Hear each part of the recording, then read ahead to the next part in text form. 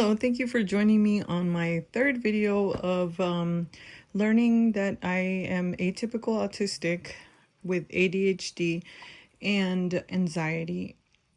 So another thing that I wanted to share about me being atypical autistic that I didn't know was I get frustrated and I get angry. Like I get angry, but I used to think I'm like, why I could be so sweet. So basically I could be like, oh my God, like I'm really, really sweet. But if I get frustrated or something makes me upset, it's like I do go into like your norm, how like the autistic kids or they'll hit themselves on the head. Well, I don't do it as a mild autistic, but I express it in other ways. I think about it, I'm like, I could have gotten myself in so many situations where like I could have been in so much danger, but because I don't have that filter to be like, hey, you're gonna get beat up, you better stop, talking, or you better stop doing you know yeah, that's another trait that I didn't know that was atypical autistic, because obviously when we think of autism, we think, oh, the little kid that hits himself on the head.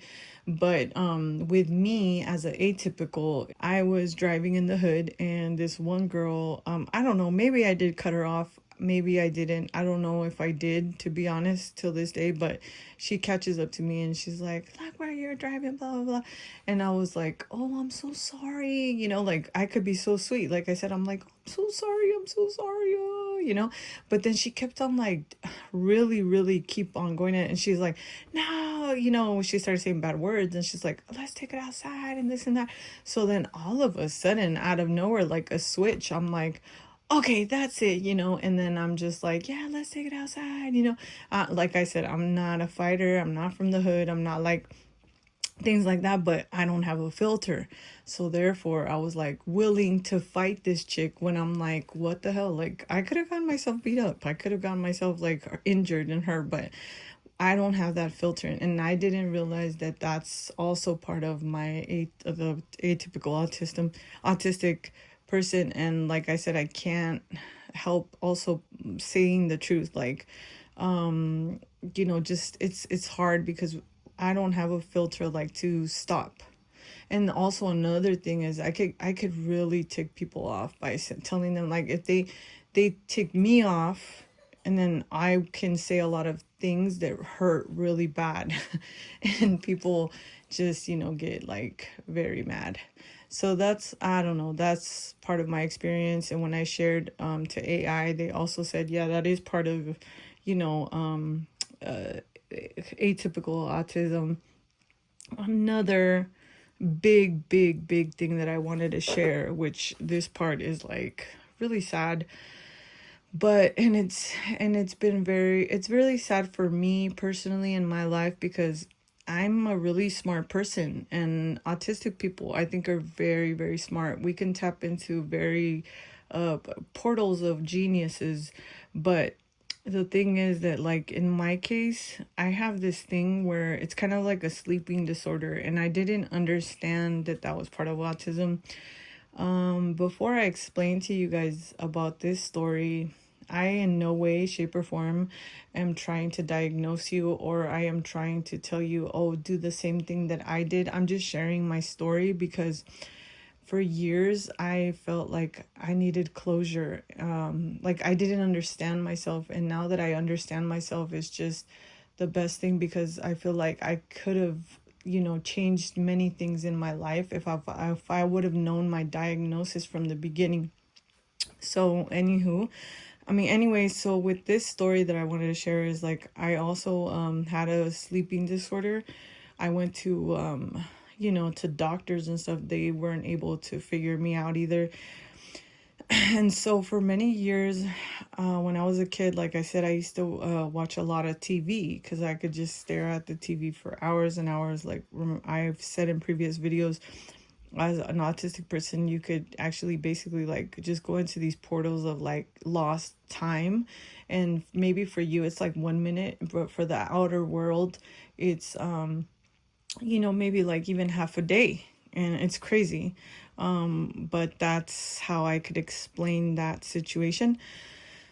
So at nighttime I had a hard time sleeping, so I wouldn't be able to sleep all night, and I would just look at TV when I was a kid, and that also followed me along when I was an adult. So basically I couldn't sleep all night, and then when it came to the next day, obviously I would sleep all day, and people thought I was lazy. Like my parents thought I was lazy, or like people, they think, oh, she's just lazy.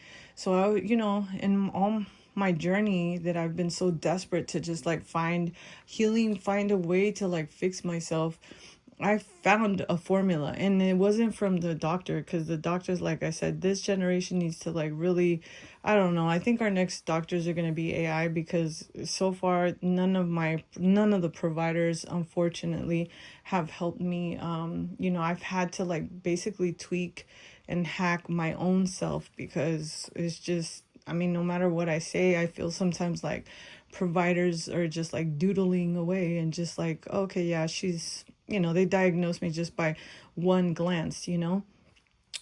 So anyways, I used to sleep all day and be awake all night, and I just couldn't help it. And that took a lot of my life.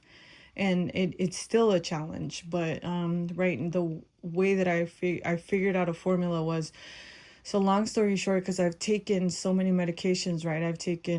I can't even count. Like, I will not have enough time in this video to explain all the medications that I have taken along the way that never worked. And then so a provider, I went to this private provider, not because I used to go to the Medi-Cal, like the government ones. And when I went to the private one, this private guy, he actually gave me this medication that is called Seroquel. And it's interesting because Seroquel is actually for people that are bipolar and that have schizophrenia or severe depression, and I don't have those symptoms. So when he first gave that medicine to me, I was like, oh my God, this is nothing. Like, no way, this is not for me. Like, this medication is like, it kills like me. It like knocks me out for the whole day. Like, I think I slept for like a day and a half or something like that. So I'm like, definitely this medication is not gonna, oh, no way. But then, I just was going through a hard time in that moment. And I was like, man, what do I do? I've tried everything. And nothing works and nothing works. So I don't know. One day I was just like praying. Like I said, I'm very spiritual, and I was praying, and I'm like, what do I do, God? Like, I just can't do this. This life is so hard. Like, and no one can understand me. Like, no one can understand what I feel. So what I did was I broke the pill into like a little tiny piece. And when I took that little tiny piece, oh my God, I felt like my cables connected for the first time in my life. And that's where I started like being a little bit more productive. So I started taking Seroquel, but like a little, like a micro. So when I started microdosing that, and then also, but the only thing is about the sleep, it did make me kind of drowsy, like sleepy more. And since I have my neurodivergent, I was like, oh my God, the only thing is that I just still can't manage to wake up too early and, be productive, or like have a normal sleep hour, like 8 hours. So then I started taking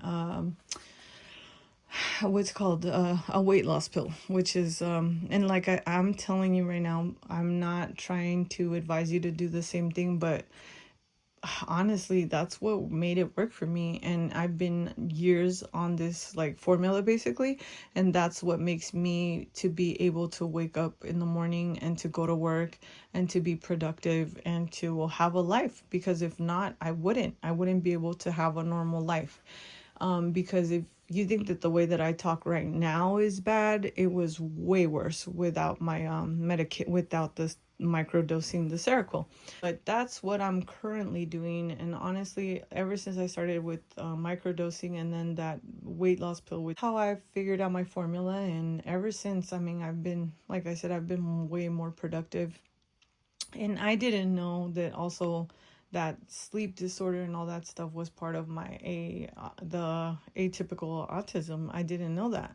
So when I found that out, I was like, oh my God, that's part of it. My speech also, like speech, a lot of people thought that because I was Mexican American, I'm a first generation Mexican, they thought that it was because I didn't know how to speak English, but I grew up here. It's, yeah, my parents do speak Spanish, but I speak English. It's just that, because of my speech delay, or like my speech situation with my autism, they thought that I didn't know how to speak English. So I was put in ESL and stuff like that. Now with me microdosing Seroquel, that has helped a lot with my speech too. Another trait, the last trait that I'm going to share with you, is narcotics. I cannot do narcotics. So giving narcotics or any kind of substance to a person that is neurodivergent is like sending them to the hospital. And I didn't understand that. I didn't understand. So the first time that, obviously, in high school and stuff like that, I would end up in the hospital, and I didn't understand why I wasn't able to do any like narcotic stuff like other kids, or like experiment with substances, which is a good thing. But yeah, I was like, I didn't understand why I would like just feel like, I was dying literally. So that's another trait that is pretty interesting, because a lot of my life, a lot of people, when I tell them, oh, it's because I have anxiety, because I do have anxiety, I get panic attacks too. So they think, oh, just smoke a little bit of, I don't know if I could say the word, but some of the plant, and that'll relax you and this and that. Oh my God, no way. That's like my worst. Like, if you want to kill me, give me substances, because yeah, my brain doesn't go with any of that stuff. Like, I will freak out. I'll end up in the hospital. So yeah, so those are some traits, and I really, really hope that my videos are helping you guys figure out your journey as well. And I love sharing my journey to the world, or whoever listens, even if it's one person, or like I said, if you have a loved one that you're like, oh my God, yeah, this person is kind of like this, share with them my videos. I also will leave the link of the Aspie quiz, so you could take it. And if you think that you are atypical autistic or neurodivergent, you can take the test, and then after that, present that to your provider. Please subscribe to my channel so I could make more content like this and spread awareness of atypical autism and neurodivergent.